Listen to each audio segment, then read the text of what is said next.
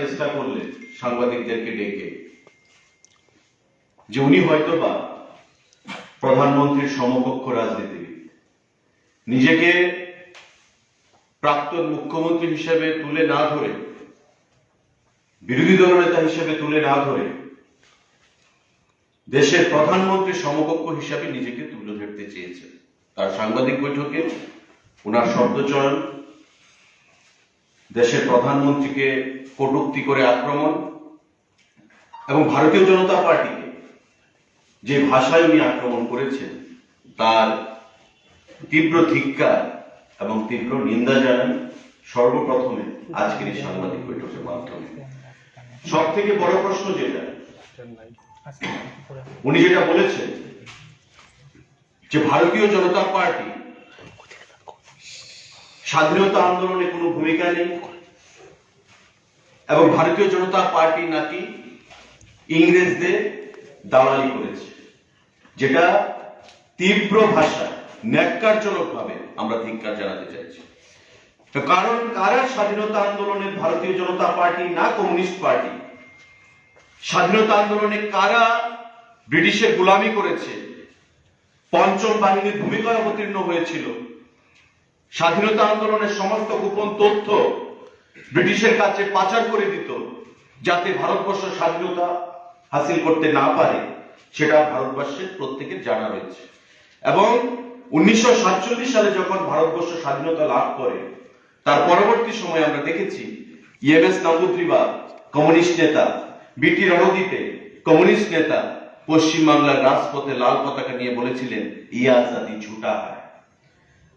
স্বাধীনতা যেটা ভারতবর্ষ 47 সালে এনেছে ভারতবাসী মিলে, সেই আজাদি, এই স্বাধীনতাটাকে মিথ্যা স্বাধীনতা, ভারতবর্ষের স্বাধীনতাকে তারা মেনে নিতে পারেনি। কারণ ব্রিটিশের হয়ে গোলামি করেছিল, পঞ্চম বাহিনীর ভূমিকায় তারা অবতীর্ণ হয়েছিল সেদিন ভারতবর্ষের স্বাধীনতা আন্দোলনের সময়। ভারতবর্ষের স্বাধীনতা আন্দোলনে কমিউনিস্ট পার্টির কোনো ভূমিকা ছিল না। আজকে সেই কমিউনিস্টের নেতা, ত্রিপুরা রাজ্যের প্রাক্তন মুখ্যমন্ত্রী, বর্তমান বিরোধী দল নেতা বলছেন যে ভারতীয় জনতা পার্টির নাকি কোনো ভূমিকা নেই এবং ভারতীয় সেখানে জনতা পার্টি ব্রিটিশের সেখানে গোলামি করেছে, ব্রিটিশের সেখানে চাটুকদারি করেছে, যেটা আমরা তীব্র ভাষায় নিন্দা জানাই, ধিক্কার জানাই। ভারতবাসী ধর্মনাথ থেকে সাবরুম পর্যন্ত আমাদের এই রাজ্যে গতকাল যে সভা প্রত্যক্ষ করেছে, প্রধানমন্ত্রীর ভাষণ আপনারাও শুনেছেন, সাংবাদিক বন্ধুরা আমরাও সেখানে ছিলাম। প্রতিটি ইস্যু নিয়ে নির্বাচনের প্রাককালে মোদীজি যেটা বলেছেন, গতকাল সভার মাধ্যমে সেই জিনিসটাই মানুষকে নিয়ে অবগত করেছিলেন যে আমি হীরা মডেল বলেছিলাম, সেই হীরা আমি ত্রিপুরা রাজ্যকে দিয়েছি। আগামী দিনে মানুষ আমাদের সঙ্গে থাকবে, মানুষকে আমরা আরো উন্নয়নের নিরিখে অনেক কিছু দেওয়ার আশা রাখছি। সে বিষয়েই উনি কথা বলে গেছেন। কিন্তু আজকে প্রাক্তন মুখ্যমন্ত্রী তথা বর্তমান বিরোধী দল নেতা যে ভূমিকা দেখলাম সাংবাদিক বৈঠকের মাধ্যমে, তার কিছু পয়েন্ট আমি আপনাদের মাধ্যমে রাজ্যবাসীকে জানাতে চাইছি এবং তীব্র বিরোধিতা করে মানিকবাবুকে তথা ওনার দলকেও বলতে চাইছি যে বিগত নির্বাচনে হেরে গিয়ে, পশ্চিমবঙ্গের নির্বাচনে হেরে গিয়ে সারা দেশে যেখানে বামেদের কোনো অস্তিত্ব নেই, সেই জায়গায় আজকে বামেরা দেউলিয়া হয়ে গেছে, কমিউনিস্ট পার্টি দেউলিয়া হয়ে গেছে। তো স্বাভাবিকভাবে ত্রিপুরা রাজ্যে ঘুরে দাঁড়ানো তারা রসদ খুঁজে পাচ্ছে না। তাই পুরানো তাদের যে সিস্টেম, পুরানো যে অভ্যাস, সেই অভ্যাস থেকে তারা বেরিয়ে আসতে পারছে না। আজকে তাই মানুষকে বিভ্রান্ত করার জন্য তারা আবার সেখানে ময়দানে নামতে চাইছে। যে কথাগুলো তারা বলেছে মাননীয় প্রাক্তন মুখ্যমন্ত্রী, যে দিল্লিতে যে সরকারটা চলছে সেখানে কি করাপশনে লিপ্ত হয়ে গেছে, দিল্লিতে যে সরকারটা চলছে, রাজ্যে যে সরকারটা চলছে সেখানে কি ভ্রষ্টাচার লিপ্ত? একটা উদাহরণ দেখাতে পারবেন মাননীয় মানিকবাবু, যে মোদীজির নেতৃত্বে দিল্লিতে কোন সরকার যে চলছে তার কোন মন্ত্রী, কোন দপ্তরের কোন মন্ত্রী বা কোন আমলা করাপশনে লিপ্ত হয়েছে? আপনার আমলের মতো তো নয়। জাদা কেলেঙ্কারি থেকে শুরু করে বিশালগড় কাণ্ডের ঘোটালা থেকে শুরু করে ব্লক কোটি কোটি টাকা, চিট ফান্ড কেলেঙ্কারি, হাজার হাজার কোটি টাকা বাগিয়ে নিয়েছেন আপনার পার্টি, আপনার দল, আপনার নেতারা। প্রতিটা ব্লকে কোটি কোটি শত শত কোটি টাকার কেলেঙ্কারি, রেগার টাকা, প্রতিটা দপ্তরে পাহাড় প্রমাণ দুর্নীতি। আপনি দুর্নীতির মধ্যমণি হয়ে বসেছিলেন মুখ্যমন্ত্রীর চেয়ারটায় আসীন হয়ে, আর প্রত্যেকটা মন্ত্রীকে, প্রত্যেকটা নেতাকে শুধু দুর্নীতি করার অনুমতি দিয়ে গেছেন। কারণ কি? কারণ আপনি চাইছিলেন আপনার মুখ্যমন্ত্রীর চেয়ারটা যেন সুরক্ষিত থাকে, আর দুর্নীতির কালো ফাইলগুলো ওই মন্ত্রীর বিরুদ্ধে আপনার হাতে যেন থাকে, ওই মন্ত্রীরা যেন আপনার বিরুদ্ধে কোনো কথা বলতে না পারে। একটা উদাহরণ দিন যে ভারতবর্ষের মোদীজির সরকার সেখানে দুর্নীতিতে নিমজ্জিত হয়েছে। একটা উদাহরণ দিন যে আমাদের রাজ্যের সরকার সেখানে দুর্নীতিতে নিমজ্জিত রয়েছে। আমাদের মুখ্যমন্ত্রী বলেছেন যে টিএসআর এর কথা আপনি বলছেন, স্বচ্ছ নিয়োগ নীতি ছিল বলে, স্বচ্ছতা মাধ্যমে নিয়োগ হয়েছে বলে কমিউনিস্টের পরিবারেও চাকরি গেছে, যেটা আপনার সরকারের সময় পুরো বিরোধী দলের সমর্থক বা বিরোধী দলের নেতার বাড়িতে চাকরি সেখানে আশাও করা যেত না। আপনারা মোটা টাকার বিনিময় দলের ক্যাডারদেরকে বেছে বেছে, যারা মোটা টাকার বিনিময়ে চাকরি বাগিয়ে নিতে পেরেছিল, সেই সমস্ত পরিবারকে আপনারা চাকরি প্রদান করেছেন। পার্টি অফিসগুলো চালিয়ে দেওয়া, নেতারা বাড়ি ঘরে ঢুকতে পারতেন না, উত্তম মধ্যম সেই জিনিসগুলো আমরা এই রাজ্যেরই মানুষ, এই রাজ্যে আমরা রাজনীতি করেছি, আমরা সমস্ত কিছুই জানি। আপনি যখন মুখ্যমন্ত্রী চেয়ারে ছিলেন, আপনার অহংকারটা কোন জায়গায় ছিল, আপনার দলের ভূমিকা কি ছিল। আজকে টিএসআর নিয়ে কথা বলছেন। মুখ্যমন্ত্রী বলেছেন যে একটা প্রমাণ যদি দিতে পারে যে দুর্নীতিতে নিমজ্জিত কোন মন্ত্রী বা কোন আমলা বা প্রশাসনের কোন ব্যক্তি অর্থের বিনিময়ে টিএসআর এর চাকরি দিয়েছে, মুখ্যমন্ত্রী রাজনীতি ছেড়ে দেবেন। পরিষ্কার ভাষায় সেটা বলেছেন। স্বচ্ছতার প্রমাণ রয়েছে এবং স্বচ্ছভাবে নিয়োগ হয়েছে বলে আজকে আমাদের ছেলেরা, আমাদের কার্যকর্তারা বলছে যে কমিউনিস্ট পার্টির ঘরে কি করে চাকরি যায়। স্বচ্ছতার নজির রয়েছে বলেই কমিউনিস্ট পার্টির ঘরে চাকরি গেছে।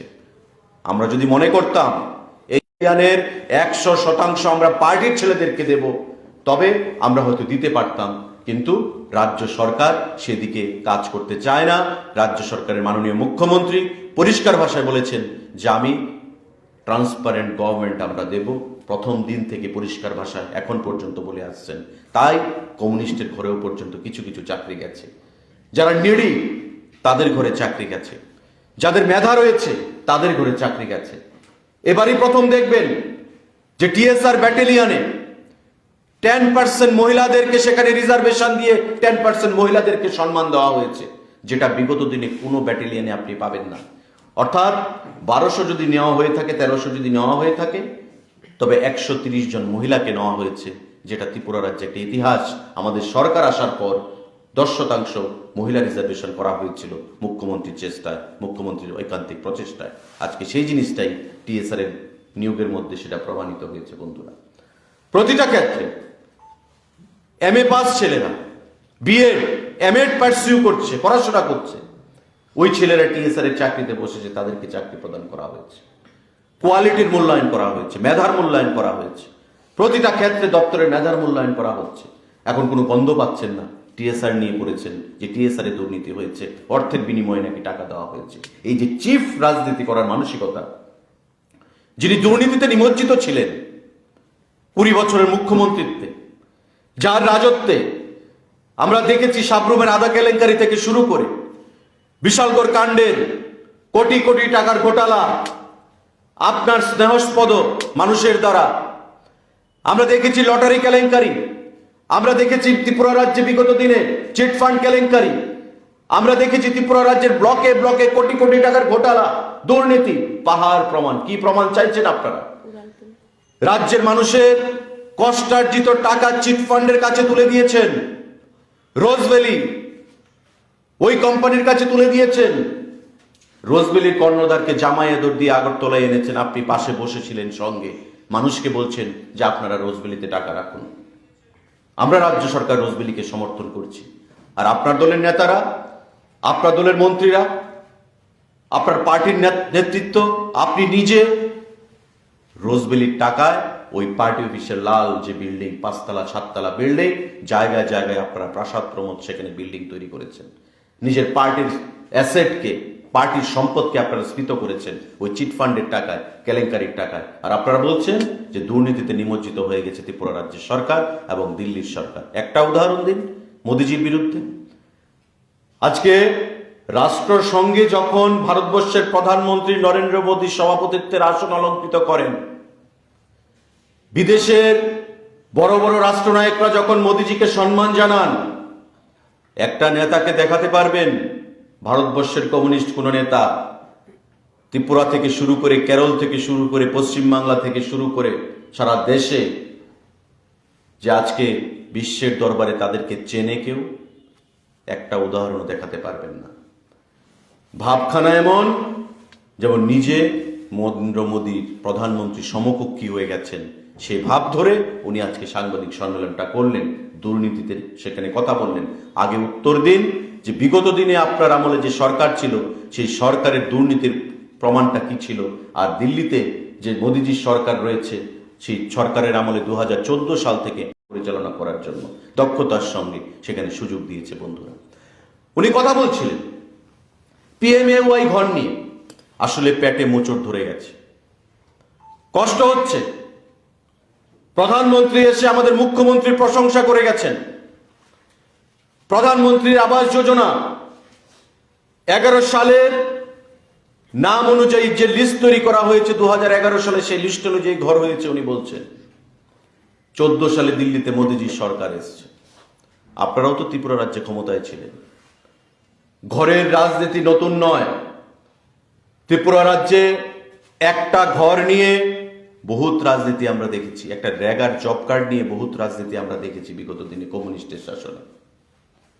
সেই ঘর আপনাদের আমলে কখানা ঘর প্রদান করা হয়েছে, আমাদের একদিনে কয়েক হাজার ঘরের টাকা প্রদান করা হয়েছে, আপনি হিসাব করে নেবেন, মিলিয়ে নেবেন। এখন জ্বালা হচ্ছে, হিংসা হচ্ছে যে মুখ্যমন্ত্রী বিপ্লব দেব উনি প্রশংসা কুড়িয়ে নিলেন, প্রধানমন্ত্রী থেকে বাহবা নিয়ে নিলেন। আগামী দিনে তো আমি যে 20 বছর মুখ্যমন্ত্রী ছিলাম, তবে আমার অ্যাচিভমেন্টটা কি, মানুষ আমাকে কিভাবে চিনবে, মানুষ আমাকে কিভাবে জানবে। এবং যেটা বাস্তব যে আপনারা নিশ্চয়ই জানেন যে পিএমএওয়াই ঘরের যে গাইডলাইন, সেই গাইডলাইন উপরে যদি টিনের ছাদ থাকে তবে তাদেরকে গরিব বলে চিহ্নিত করা হবে না। আপনার মাটির ওয়াল থাকতে পারে, বেড়ার সেখানে দরজা থাকতে পারে, কিন্তু উপরে টিনের ছাদ থাকলে আপনি ঘর পাবেন না। আমাদের রাজ্য আপনারা জানেন যে গ্রামে গঞ্জে প্রতিটি জায়গায় টিনের ছাদ সেখানে রয়েছে, গরিব অংশের মানুষ। আইনের বেড়াজালে পড়ে, সিস্টেমের বেড়াজালে পড়ে অনেক গরিব অংশের মানুষ সেখান থেকে বঞ্চিত হচ্ছিল। আমাদের মুখ্যমন্ত্রী এবং উপমুখ্যমন্ত্রী একসঙ্গে দিল্লিতে গেলেন, প্রধানমন্ত্রীজিকে বোঝানোর চেষ্টা করলেন। প্রথমবার উনি নাকচ করে দিলেন, তারপরও যখন বোঝানোর চেষ্টা করলেন প্রধানমন্ত্রী শুনলেন এবং তার যৌক্তিকতা স্বীকার করলেন, করে পিএমএওয়াই ঘরের নতুন যে গাইডলাইন ছিল তা পরিবর্তন করে নতুন গাইডলাইন আনলেন এবং সেটা সংশোধন করে আনলেন। এখন আজকে ত্রিপুরা রাজ্যের একসঙ্গে মোদিজি দিল্লিতে বসে প্রায় 1.5 লক্ষ মানুষকে ঘর প্রদান করেছেন। প্রথম কিস্তির টাকা 48,000 টাকা করে, 709 কোটি টাকা। ত্রিপুরা রাজ্যের পঞ্চায়েতগুলোতে, ব্লকগুলোতে 58টা ব্লক, সেই 58টা ব্লকে একসঙ্গে 709 কোটি টাকা গেছে, প্রায় 1.5 লক্ষ মানুষকে 48,000 টাকা করে। কেন আপনাদের আমলে সেটা হয়নি? কেন দিল্লিকে আপনারা বুঝাতে পারলেন না? এটাই তো ডাবল ইঞ্জিনের ফসল, এটাই তো ডাবল ইঞ্জিনের সুফল। বারবার বলছিলেন যে ডাবল ইঞ্জিনের সরকার, ডাবল ইঞ্জিনের সরকার। ত্রিপুরার বাইরে এমন একটা ভাব দেখাতে চাইছেন যে ত্রিপুরা রাজ্যে যেটা হয়েছে সব আপনার গুণ, আপনার ক্রেডিট, বিজেপির কোনো ক্রেডিট নেই। আজকে ডাবল ইঞ্জিনের সরকারটা রয়েছে বলেই 709 কোটি টাকা ত্রিপুরা রাজ্যে একসঙ্গে এসছে। ডাবল ইঞ্জিনের সরকারটা রয়েছে বলেই পিএমএওয়াই যে গাইডলাইন সেটা শিথিল করা হয়েছে। ডাবল ইঞ্জিনের সরকারটা রয়েছে বলেই 48,000 টাকা করে প্রথম কিস্তি দেওয়া হচ্ছে। বলছেন যে এই টাকা দিয়ে ঘর হয় নাকি? আপনার লজ্জা হয় না? বিগত দিনে যখন মুখ্যমন্ত্রী ছিলেন এই বিষয়গুলো নিয়ে দিল্লির সঙ্গে কথা বলেননি? আমাদের সরকার 70,000 টাকা করে গ্রামীণ ব্যাংকের সঙ্গে কথা বলে সেখানে লোন পাওয়ার ব্যবস্থা করে দিচ্ছে। কেন আপনি সেই উদ্যোগটা নিলেন না? আপনার আমলে কত হাজার ঘর পেয়েছে? 50,000-এর বেশি হবে না। ফিগারটা 50,000-এর বেশি হবে না। আর আজকে আমরা একসঙ্গে প্রায় 1.5 লক্ষ ঘরের সেখানে স্যাংশন দিয়েছি, অনুদান দিয়েছি, এবং বলেছে কেন্দ্রীয় সরকার যে অ্যানেক্সার ডি তৈরি করো। 2024-এর মধ্যে ভারতবর্ষের কোথাও যেন ঘরের প্রয়োজনীয়তা না থাকে। আমাদের রাজ্য ছোট্ট রাজ্য, কেন্দ্রীয় গ্রাম উন্নয়ন মন্ত্রী বলেছেন, প্রধানমন্ত্রী বলেছেন যে মার্চ এবং এপ্রিলের পর আরো 80,000 ঘর প্রদান করা হবে। যা ঘর চাই সমস্ত ঘর প্রদান করা হবে অ্যানেক্সার সি কমপ্লিশনের পর, সেই মার্চ এবং এপ্রিল মাসের পর থেকে। বন্ধুরা, আমরা যদি ইচ্ছে করতাম, আপনারা 2011 সালে যেভাবে তালিকা তৈরি করেছেন নিজের কাছের লোককে ঘর পাইয়ে দেওয়ার জন্য, কেন্দ্রীয় সরকার এবং রাজ্য সরকার যৌথভাবে মিলে সেই বেনিফিশিয়ারির যে তালিকা, সেই তালিকা আমরা পাল্টে ফেলতে পারতাম, চেঞ্জ করে দিতে পারতাম। কিন্তু আমরা মনে করেছি যে ঘর গরিব মানুষের জন্য, ঘর নিয়ে কোনো রাজনীতি নয়। যে রাজনীতি করেছে বিগত দিনে communist party of India Tripura রাজ্যে, সেই ঘর নিয়ে আমরা কোনো রাজনীতি করব না। আমরা এই লিস্ট অনুযায়ী ঘর প্রদান করবো। মুখ্যমন্ত্রী পরিষ্কার ভাষায় বলেছেন, প্রধানমন্ত্রীজি বলেছেন যে লিস্ট রয়েছে সেই লিস্টের মোতাবেক দিয়ে দাও। নতুন করে সংযোজন আমরা করব মার্চের পর অ্যানেক্সার ডিতে। এবং এই ঘর যে টাকা দেওয়া হচ্ছে, সেই টাকা সাফিসিয়েন্ট নাও হতে পারে ঘর তুলতে গিয়ে। আমরা রাজ্য সরকারের তরফ থেকে বেনিফিশিয়ারিদেরকে আরো 70,000 টাকা করে লোন পাওয়ানোর ব্যবস্থা করে দিচ্ছি গ্রামীণ ব্যাংকের মাধ্যমে কথা বলে। এই উদ্যোগটা কেন আপনারা বিগত দিনে নিলেন না? আমাদের সরকার সেই জিনিসটা আমরা বলেছি। তাও বলেছেন যে যারা ঘর পাচ্ছে তাদের কাছ থেকে নাকি আমাদের কার্যকর্তারা গিয়ে 5,000, 7,000, 8,000, 10,000 টাকা করে উপঢৌকন চাইছে। লজ্জা হলো না এই কথাটা বলতে আপনাদের? এটা আপনাদের দলের কালচার ছিল, কমিউনিস্ট পার্টির কালচার ছিল, আপনার সরকারের কালচার ছিল যে অর্থ নিয়ে ঘর প্রদান করা, অর্থ নিয়ে রেগার টাকা থেকে অর্থ খেয়ে ফেলা, ব্লকের টাকা থেকে অর্থ খেয়ে ফেলা, ক্যান্সারের রোগীর টাকা খেয়ে ফেলা, বেনিফিশিয়ারিদের টাকা খেয়ে ফেলা, ফিশারি দপ্তরের টাকা খেয়ে ফেলা, এগ্রিকালচারের টাকা খেয়ে ফেলা, এআরডিডির টাকা খেয়ে ফেলা। এটা আমাদের সরকারের সেখানে কালচার নয়। আপনাদের এই কালচার 2018 সালে ত্রিপুরা রাজ্যের মানুষ বিসর্জন দিয়েছে। ত্রিপুরা রাজ্যের মানুষ নতুন কালচারকে এনেছে। এই কালচার 5,000, 7,000, 8,000 টাকার জন্য রাজনীতি করে না। আমরা যেটা মোদিজি বলেছেন, সবকা সাথ, সবকা বিকাশ, সবকা বিশ্বাস, সবকা প্রয়াস, ওই কালচার নিয়ে আমরা রাজনীতি করতে চাইছি। 5,000, 7,000, 8,000 টাকা নিয়ে ঘর প্রদান করেছে। একটা উদাহরণ দেবেন মাননীয় প্রাক্তন মুখ্যমন্ত্রী, যে ওনার কাছে একটা উদাহরণ রয়েছে যে ওনার কাছ থেকে 5,000 টাকা চেয়ে আমাদের কোনো কার্যকর্তা ঘর প্রদান করেছে? একটা উদাহরণ দিতে পারবেন না। বলতে হবে প্রধানমন্ত্রীর ভাষণের বিরোধিতা করতে হবে, হতাশায় ভুগছেন, আবার মুখ্যমন্ত্রী হতে চাইছেন, 23-এ আসতে পারবেন না, বুঝে গেছেন। এতদিন স্লোগান তুলেছিলেন মানুষের সমর্থন নেই সরকারের প্রতি। এখন পৌর নির্বাচনের রেজাল্ট দেখেছেন, গতকাল জনঢল দেখেছেন, বুঝতে পেরেছেন, প্রত্যক্ষ করেছেন যে আমরা যতই চেষ্টা করি না কেন, যতই তৃণমূলের সঙ্গে পৌর নির্বাচনে রফা করার চেষ্টা করি না কেন, 5খানা ওয়ার্ডে মানুষ তো আমাদেরকে বর্জন করেছে। মিলিজুলি রাজনীতি কংগ্রেসের সঙ্গে যতই করেছি ত্রিপুরা রাজ্যে করে, ক্ষমতায় ছিলাম, দোস্তি কুস্তি করে, মানুষ তো আর সেই দোস্তি কুস্তিকে মেনে নিচ্ছে না। আগামী দিনে সারা দেশে কংগ্রেসেরও ঘুরে দাঁড়ানোর সম্ভাবনা নেই, কমিউনিস্ট পার্টিরও ঘুরে দাঁড়ানোর সম্ভাবনা নেই। তাই রাজ্যে যতক্ষণ বিজেপি সরকার রয়েছে আমার মুখ্যমন্ত্রী হওয়ার হবে না। সুতরাং হতাশাগ্রস্ত হয়ে গেছেন। প্রহ্লাদ বলছেন বিগত দিনের ওনার ইতিহাসটা ভুলে গেছেন। বিদ্যাজ্যোতি স্কুল নিয়ে কথা বলছেন। রাজ্য সরকার পরিষ্কার ভাষায় বলেছে যে কোনো প্রাইভেটাইজেশন নয়, রাজ্য সরকার তার নিজস্ব আয় থেকে, নিজস্ব কোষাগার থেকে 500 কোটি টাকা ইনভেস্ট করবে বিদ্যাজ্যোতি প্রকল্পে। সেন্টার অফ এক্সেলেন্স তৈরি করা হবে স্কুলগুলোতে, যাতে বাইরের স্কুল, যে কনভেন্ট স্কুল, তাতে মানুষের আগ্রহটা কমে আসে, আমাদের রাজ্যের স্কুলের মধ্যে যেন আগ্রহটা থাকে। সেলফ কন্ট্রাডিক্টরি কথা বলছেন। কেন সব স্কুলে হবে না? আপনারা কি করেছেন? 4,500 স্কুল ছিল ত্রিপুরা রাজ্যে, বর্তমানেও রয়েছে। সেই স্কুলগুলো থেকে 100 স্কুলকে আমরা বাঁচবো অ্যাজ এ কেস স্টাডি, আমরা সাকসেসফুল হব। পরবর্তী সময়ে আমরা আরো স্কুলকে বৃদ্ধি করব, সেই তালিকার আওতায় বৃদ্ধি করব। সহ্য হচ্ছে না আসলে, কারণ তাদের যেটা পলিসি ছিল, তাদের যেটা স্টাইল, যে মানুষকে অন্ধকারে রাখো, মানুষকে অশিক্ষিত করে রাখো, মানুষকে নিরক্ষর করে রাখো, আর আমাদের এসএফআই ডিওএফআই ক্যাডারদেরকে দিয়ে আমরা শিক্ষক বানিয়ে দেব। তারা গিয়ে এসএফআই কিভাবে করতে হবে, ডিওএফআই কিভাবে করতে হবে সেগুলো শিক্ষা দেবে, আর ডান্ডা কিভাবে ধরতে হবে সেগুলো শিক্ষা দেবে। এ হচ্ছে ক্যাডার, মাস্টার বাবু। তাদেরকে দিয়ে আমরা শিক্ষকতাটা করাবো, তবে কমিউনিস্ট পার্টি শক্তিশালী হবে। আজকে সেই সিস্টেম থেকে রাজ্য সরকার ঘুরে দাঁড়িয়ে গেছে, সেই সিস্টেম এখন আর নেই। 100টা স্কুলকে সেখানে তালিকাভুক্ত করে 500 কোটি টাকার মতো খরচা হবে আগামী দিনে, শিক্ষার দিক থেকে, খেলাধুলার দিক থেকে আন্তর্জাতিক মানের তৈরি করার চেষ্টা হচ্ছে। আজকে স্লোগান তুলছে যে প্রাইভেটের হাতে তুলে দিচ্ছে, প্রাইভেটাইজেশনের হাতে তুলে দিচ্ছে। আসলে এদের যে রাজনৈতিক শিষ্টাচার, রাজনৈতিক কালচার, মানুষকে বিভ্রান্ত করা, একটা মিথ্যাকে গোয়েবলসে কায়দা, সেই জিনিসটা থেকে কমিউনিস্ট পার্টি এখনো ঘুরে দাঁড়াতে পারছে না।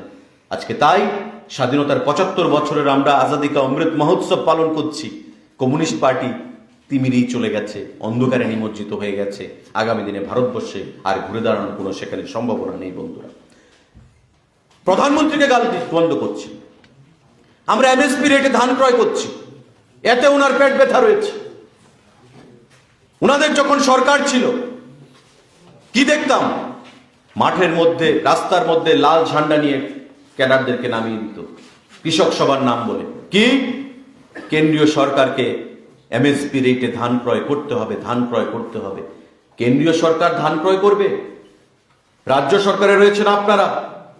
কোনোদিন তো বলেননি যে আমরা সিদ্ধান্ত নিয়েছি, ক্যাবিনেট সিদ্ধান্ত হয়েছে আমরা ধান ক্রয় করব।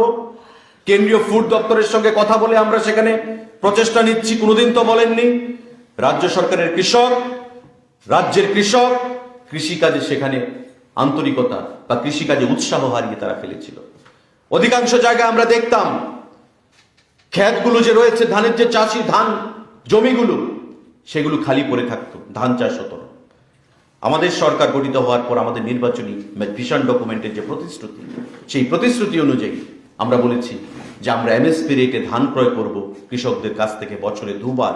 এবং সরকারে আসার পর প্রথম যে সিদ্ধান্তগুলো নেওয়া হয়েছিল তার মধ্যে একটা উল্লেখযোগ্য সিদ্ধান্ত ছিল এমএসপি রেটে ধান ক্রয় করা। এবং আজকে কৃষকরা গিয়ে দেখুন, প্রতিটা কৃষকের পরিবারে সেখানে আনন্দ, প্রতিটা কৃষকের মুখে হাসি ফুটেছে। এবারেও আমরা প্রায় 20,000 মেট্রিক টন আমরা ধান ক্রয় করব এই রবি মরশুমে কৃষকদের কাছ থেকে।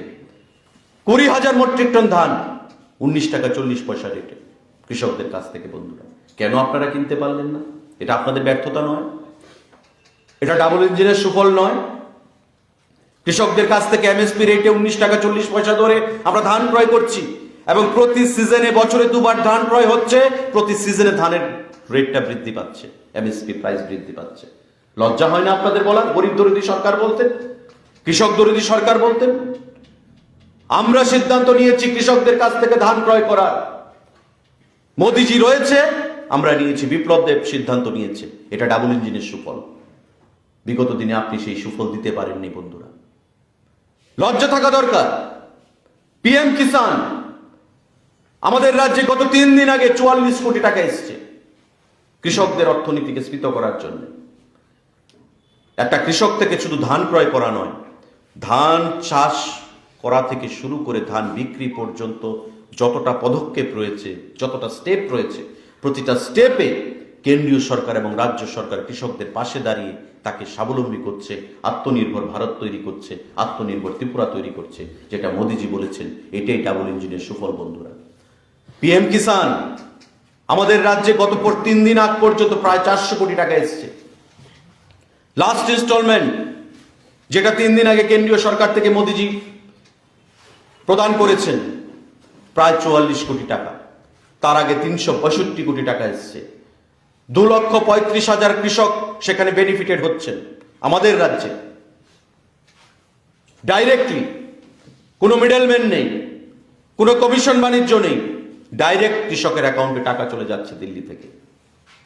প্রায় 400 কোটি টাকার উপর ত্রিপুরা রাজ্যে গেছে, গ্রামীণ অর্থনীতিকে স্ফীত করেছে।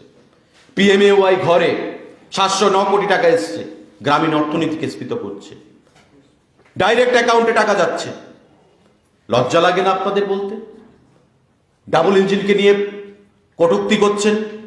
আপনাদের সরকারের আমলে এই জিনিসগুলো কেন আমরা দেখতে পাইনি? কেন কৃষকদের কাছ থেকে ধান ক্রয় করা হয়নি? কেন পিএমওয়াই ঘরে ডাইরেক্ট টাকা প্রদান করা হয়নি? কেন একটা ঘরের জন্য মানুষকে মিছিল মিটিংয়ে লম্বা লাইন করতে হতো, পার্টি অফিসে ভিড় জমাতে হতো? মাননীয় প্রাক্তন মুখ্যমন্ত্রী জবাব দেবেন কি? সাংবাদিক সম্মেলন করার জন্য, নিজের অস্তিত্বটাকে জাহির করার জন্য প্রধানমন্ত্রীকে নিজের সমকক্ষ ভেবে ফেললেন। রাজনৈতিক দেউলিয়াপনার এর থেকে বড় উদাহরণ আর রয়েছে বলে আমরা মনে করি না। ভারতীয় জনতা পার্টি আমরা তীব্র ভাষায় তার ধিক্কার জানাই, তার নিন্দা জানাই, এবং আগামী দিনে এই যে ইস্যুগুলো নিয়ে উনি কথা বললেন, সেই ইস্যুগুলো কেন বিগত দিনে হয়নি আমি প্রশ্ন করতে চাইছি আপনাকে। আপনার সরকারের আমলে কেন এই ইস্যুগুলো নিয়ে আপনি কথা বললেন না? এয়ারপোর্টের কথা লজ্জা হলো না? এটা সিস্টেম। পার্লামেন্টারি ডেমোক্রেসিতে একটা সরকার আসবে, একটা সরকার যাবে। একটা সরকারের আমলে অ্যাডমিনিস্ট্রেটিভ স্যাংশন আসবে, আরেকটা সরকারের আমলে হয়তোবা ওই অ্যাডমিনিস্ট্রেটিভ স্যাংশনের পর টাকা স্যাংশন হবে, টাকা স্যাংশনের পর টেন্ডার হবে, টেন্ডারের পর সেখানে কাজ শুরু হবে, কাজ কমপ্লিট হবে। একটা সরকার সবসময় থাকবে না, চলতে থাকবে এটা ধারাবাহিকভাবে। আমি যেটার ভিত্তিপ্রস্তর স্থাপন করে গেছি, হয়তো আরেক সরকার এসে সেই বিল্ডিংটার উদ্বোধন করবে, কিন্তু দেখতে হবে যে অর্থ দিয়ে কোন সরকারটা ওই প্রজেক্টটাকে সাহায্য করেছে। আগরতলার এয়ারপোর্ট 450 কোটি টাকা খরচ হয়েছে। বাজপেয়ীজির সময় উনি বলছেন যে বাজপেয়ীজির সময় সিদ্ধান্ত হয়েছিল, আমাদের সরকার ছিল। তো বাজপেয়ীজি কার প্রধানমন্ত্রী ছিলেন? লজ্জা হলো না আপনার কথাটা বলতে? বাজপেয়ীজি কার প্রধানমন্ত্রী ছিলেন? কোন দলের প্রধানমন্ত্রী ছিলেন? কোন দলকে প্রতিনিধিত্ব করেছেন? তারপর বলছেন এখানে আমাদের সরকার ছিল। আপনাদের সরকার আসার পর 2014 সালে যখন দিল্লিতে মোদিজির সরকার আসে, তারপর থেকে এই এয়ারপোর্টের কাজ ত্বরান্বিত হয়েছে। যদি আপনাদের সরকার থাকতো, আগরতলায় এয়ারপোর্ট গতকাল হয়তো মোদিজির হাত দিয়ে শুভ উদ্বোধন হতো না। এটাতেও দুর্নীতিতে নিমজ্জিত হতে হতো রাজ্য সরকারকে। কেন্দ্রীয় সরকারের কাজ 450 কোটি টাকা সেখানে খরচ হয়েছে। আন্তর্জাতিক মানের বিমানবন্দর হয়েছে। আমাদের রাজ্যের নর্থ ইস্টের মানুষের কাছে এটা বিশাল পাওনা, এটা বড় পাওনা বলে আমরা মনে করি। কিন্তু মোদিজি যেভাবে অর্থ দিয়ে স্যাংশন দিলে হয় না। একটা কাজের হচ্ছে একটা অ্যাডমিনিস্ট্রেটিভ স্যাংশন, আরেকটা হচ্ছে ফিনান্সিয়াল স্যাংশন। ফিনান্সিয়াল স্যাংশনও দিতে হবে। ফিনান্সিয়াল স্যাংশনটা কে দিয়েছেন? আমাদের দেশের প্রধানমন্ত্রী মোদিজি দিয়েছেন। তাই সঠিক সময়ে এই এয়ারপোর্ট আমরা আমাদের জনতার হাতে, জনগণের হাতে আমরা তুলে দিতে পেরেছি। বড় বড় কথা বলছেন পার্টি অফিসে বসে, লজ্জা থাকা দরকার আপনাদের। ত্রিপুরাকে 25 বছর ক্ষমতায় থেকে 50 বছর পিছিয়ে দিয়েছেন আপনারা। আজকে ব্রডব্যান্ড যে হীরা মডেলের কথা আমাদের মোদিজি বলে গেছেন, কালকে উনি বলেছেন যে আমি হীরা বলেছি। হীরা মানে কি? Highways. H stands for highways, I stands for internet, R stands for railways, A stands for airways। আজকে মিলিয়ে নিন আপনাদের বাস্তবিক জীবনে। হাইওয়েজ কতটা আমাদের জাতীয় সড়ক ছিল, আজকে কতটা জাতীয় সড়ক হয়েছে। নীতিন গাডকারির কথা বললেন, যে মঞ্চে আমি ছিলাম, নীতিনজিও ছিলেন, আমার ভাষণের পর নীতিনজি রাজি হয়ে গেলেন। অর্থটা কে দিয়েছে? মোদিজি দিয়েছে। আজকে দেখুন আপনি, উত্তর ত্রিপুরা থেকে শুরু করে আমরা ধরে নিয়েছি যে নাগেরজোলা থেকে দক্ষিণ ত্রিপুরার যে রাস্তাটা, সেটা মানিকবাবুর আমলে সেটা কমপ্লিট হয়েছে। ন্যাশনাল হাইওয়েজ, বাকি যে ন্যাশনাল হাইওয়েজ 8টা আমাদের ন্যাশনাল হাইওয়েজ, কটা ছিল আগে? 44 নং জাতীয় সড়ক আমরা জানতাম, আজকে 8টা জাতীয় সড়ক এসছে আমাদের। কে দিয়েছে? যে নীতিন গডকরির কথা বলছেন উনি কার মন্ত্রী? যে আমাদের লড়াই করে আনতে হয়েছে।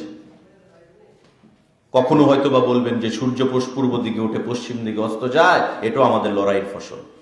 আমরা লড়াই করেছি, তাই সূর্য পূর্ব দিকে উঠে পশ্চিম দিকে অস্ত যায়।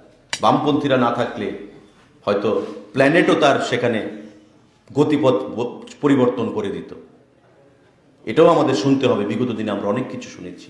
সুতরাং বামপন্থী এবং বামপন্থা, আমরা সম্মান করি বামপন্থাকে, কিন্তু বামপন্থার যারা ধারক বাহক ত্রিপুরা রাজ্যে এবং সারা ভারতবর্ষে, আজকে তারা মানুষের সঙ্গে বৈমাতৃসুলভ আচরণ করে, মিথ্যা কথা বলে এবং সময়ের সঙ্গে তাল মিলিয়ে চলতে না পারার জন্য আজকে তাদেরই অধঃপতন হয়েছে স্বাধীনতার 75 বছর বয়সে। বন্ধুরা, আজকে আমার প্রশ্ন মানিকবাবুকে, যে আন্দোলন কথা বললেন, রেলওয়ে এনেছেন আন্দোলন করে। আপনারা তখন কলেজে পড়তেন, বলছেন যে আমরা কলেজে পড়তাম, তখন থেকে রেলের আন্দোলন করছি। এয়ারপোর্ট এনেছেন আন্দোলন করে, টিনের ছাউনি ছিল তখন, আন্দোলন করে এয়ারপোর্ট এনেছেন। তো ত্রিপুরা রাজ্যটাও আপনারা আন্দোলন করেই তৈরি করেছেন, ভারতবর্ষটাকেও আপনারা ওই আন্দোলন করেছেন। আমি আমার সাংবাদিক সম্মেলনের শুরুতেই বলেছি আপনাদের ভূমিকা কি ছিল। কমিউনিস্ট পার্টি প্রতিটা পদে পদে ভারতবর্ষের বিরোধিতা করেছে এই দল, আর বলছে যে দল জাতীয়তাবাদী দল, যেই দল ভারতবর্ষের সার্বভৌমত্ব, ভারতবর্ষের ইন্টারনাল সিকিউরিটি নিয়ে কখনো কোনো কম্প্রোমাইজ করেনি, সেই দলের বিরুদ্ধে কথা বলে বলছে যে এই দল স্বাধীনতা আন্দোলন নাকি ব্রিটিশের সঙ্গে হাত দিয়েছে, ব্রিটিশকে চামচাগিরি করত। আপনারা করেছেন ব্রিটিশের চামচাগিরি পঞ্চম বাহিনী হিসাবে। ভারতবর্ষের মানুষ ভালো করেই জানে ভারতবর্ষের স্বাধীনতা আন্দোলনের প্রতিটা গোপন তথ্য আপনারা ব্রিটিশের কাছে পাচার করে দিতেন, যাতে করে ব্রিটিশরা স্বাধীনতা আন্দোলনে জয়ী হয়, ভারতবর্ষের স্বাধীনতা আন্দোলন যেন জয়ী হতে না পারে। স্বাধীনতা হলো ইএমএস নাম্বুদ্রিপাদ বিটি রণদ্বীপেরা বললেন ই আজাদি ঝুটা হয় পশ্চিমবাংলার রাজপথে। আমি সেটা বলেছি আপনাদেরকে। মানুষ হারে হারে টের পেয়েছে বামপন্থীরা কি ভারতবর্ষে। সুতরাং স্বাধীনতার 75 বছর পরেও বামপন্থীদেরকে মানুষ প্রত্যাখ্যান করেছে। দুটো রাজ্য, 3টে রাজ্যের বাইরে কোথাও বাড়তে পারেননি আপনারা। 34 বছর পশ্চিমবাংলায় ছিলেন, একটা আসনেও বিগত বিধানসভা নির্বাচনে জয়ী হতে পারেননি। 234খানা আসনের মধ্যে একটা আসন। কেন পারলেন না? আপনারা অনেক ভালো কাজ করেছেন, তাত্ত্বিক নেতা জন্ম দিয়েছেন। আজকে সেই তাত্ত্বিক নেতা বলছেন বিমান বসু আগামী দিনে আমাদের তৃণমূলকে সঙ্গে নিয়ে চলতে হবে। আর এই রাজ্যে গত পৌরসভা নির্বাচনে তৃণমূলের সঙ্গে গোপন আঘাত করেছেন 5খানা ওয়ার্ডে, যাতে কমিউনিস্টের ভোটটা তৃণমূলের দিকে চলে যায়। খাতা খুলতে হবে তৃণমূলকে, আর তৃণমূলের ভোটটা কমিউনিস্ট পার্টির দিকে চলে যায়, পৌরসভা দখল হয়ে যাবে। মানুষ উচিত শিক্ষা দিয়েছে, উচিত জবাব দিয়েছে সারা রাজ্যে এবং আগরতলা পৌর কর্পোরেশনে। বন্ধুরা, সুতরাং এই মিথ্যা গল্প মানুষকে না শুনিয়ে, এই বিভ্রান্তিকর তথ্য না দিয়ে সত্যটাকে স্বীকার করুন। বলছেন আশিস দাস, কোন এক সাংবাদিক বন্ধু হয়তো জিজ্ঞাসা করেছে এখানে আমাদের মধ্যে আশিস দাসকে নিয়ে, বলছে এমন আরো বিধায়ক হয়তোবা রয়েছে তাদের মধ্যে যারা এমন করবে। হয়তোবা আপনার দলের বিধায়ক কতজন? 16 জন। আপনার দলের বিধায়করাও তো আমাদের সঙ্গে যোগসূত্র রয়েছে। আপনার প্রতি ক্ষুব্ধ, আপনার প্রতি রুষ্ট, আপনি কারোর উত্থান সহ্য করতে পারেন না। কোন কমরেড আপনার সামনে গিয়ে কথা বলতে পারে না, আপনার অহংকার। আপনার প্রতি রুষ্ট হয়ে আমাদের সঙ্গেও যোগাযোগ করেন যে এই লোকটা যতদিন থাকবে ততদিন আমরা রাজনীতিতে সার্ভাইভ করতে পারবো না কমিউনিস্ট পার্টি। আমরা চাই আপনি থাকুন সমহিমা, সুস্থ সবল থাকুন, কিন্তু এই বিভ্রান্তিকর বক্তব্য থেকে নিজেকে বের করে আনুন, যাতে করে মানুষ বিভ্রান্ত না হয়। মানুষ বিভ্রান্ত হয়েছে বিগত দিনে, কিন্তু 2018 সালে মানুষ একটা রাষ্ট্রবাদী সরকারকে ক্ষমতায় প্রতিষ্ঠিত করেছে। এবং মনে রাখতে হবে, আমাদের এই 4 বছরের মধ্যে আমাদের 2 বছর আমরা কোভিডের বিরুদ্ধে লড়াই করে কাটিয়েছি বন্ধুরা। আমাদের ডাবল ইঞ্জিন সরকার রয়েছে বলে দিল্লিতে এবং রাজ্যে আমরা কোভিডের বিরুদ্ধে মানুষকে লড়াই করে বাঁচাতে সক্ষম হয়েছি, এবং আগামী দিনেও আমাদের একসঙ্গে সেটা লড়তে হবে, যে জিনিসটা আপনাদের সহ্য হচ্ছে না বন্ধুরা। সুতরাং আপনাদের সবার মাধ্যমে আমরা রাজ্যবাসীর কাছে আহ্বান জানাবো যে গতকাল দেশের বরেণ্য প্রধানমন্ত্রী মোদিজি রাজ্যবাসীর উদ্দেশ্যে যে কথা বলেছেন, এবং উনি যেটা বলেছেন নির্বাচনের আগে, নির্বাচনের পরে এসে উনি সেই কথাই বলেছেন, এবং আগামী দিনে উনি প্রতিশ্রুতি দিয়ে গেছেন যে ভারতবর্ষের এই ছোট্ট রাজ্যে, প্রান্তিক রাজ্যে কিভাবে মানুষকে নিয়ে উনি চলতে চান সেটা অক্ষরে অক্ষরে উনি রক্ষা করবেন। এবং আমাদের মাননীয় মুখ্যমন্ত্রী সে দিশায় কাজ করছেন, এবং পিএমওয়াই ঘর থেকে শুরু করে প্রধানমন্ত্রী সেটা নিজের ভাষায় বলে গেছেন যে পিএমএওয়াই ঘর, বিপ্লব দেব ত্রিপুরা রাজ্যের মুখ্যমন্ত্রী একটা বিশেষ ভূমিকা রয়েছে গাইডলাইনকে চেঞ্জ করে গরিব অংশের মানুষের কাছে সেই ঘরকে পৌঁছে দেওয়ার জন্য। সেই ক্রেডিটটা উনি সহ্য করতে পারছেন না বিপ্লব বাবুকে দেওয়ার জন্য, উনি চাইছেন ক্রেডিটটা নিজে রাখার জন্য বন্ধুরা। তো এই মিথ্যা যে স্বপ্ন এবং এই যে রাজনৈতিক দেউলিয়াপনা, তার থেকে বেরিয়ে এসে মানুষের সঙ্গে কথা বলুন, মানুষের সঙ্গে যান, মানুষ কি চাইছে সেই জিনিসটা বোঝার চেষ্টা করুন। তবে মানুষের পালসটা মানিকবাবু এবং তার দল আসল করে বুঝতে পারবেন। এবং ভারতীয় জনতা পার্টি, আমি দায়িত্ব নিয়ে আজকে আপনাদেরকে বলে দিয়ে যেতে চাইছি যে ভারতীয় জনতা পার্টি কোথাও ঘরের বিনিময়ে টাকা লেনদেন, টাকা আদান প্রদান, কোথাও যদি কোনো নেতা, আপনাদেরকেও বলছি সাংবাদিক বন্ধুরা, আপনারাও আমাদেরকে ধরিয়ে দেবেন, মুখ্যমন্ত্রীকে বলবেন। মুখ্যমন্ত্রী সৎ সাহস রয়েছে বলেই উনি বলছেন। মানিকবাবু তো ছিলেন 20 বছর, সৎ সাহস ছিল, কোথাও বলেছেন যে দুর্নীতি যদি ধরে দিতে পারেন আমি মুখ্যমন্ত্রিত্ব ছেড়ে দেব, আমি রাজনীতি ছেড়ে দেব? আমাদের মুখ্যমন্ত্রী কিন্তু সেই কথাটা সৎ সাহস করে বলেছেন।